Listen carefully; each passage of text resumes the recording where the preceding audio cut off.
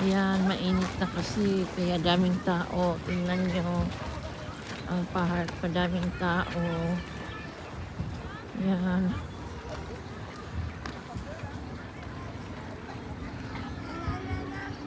We, kalot, dami ng tao. Kasi uminit ang Paris. Na, tingnan mo, daming inumin. Daming nagiinom.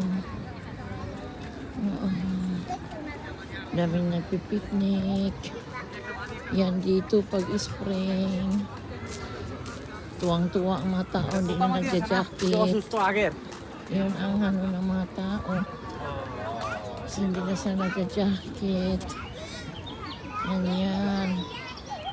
Mga Pilipina. Napipiknik din sila.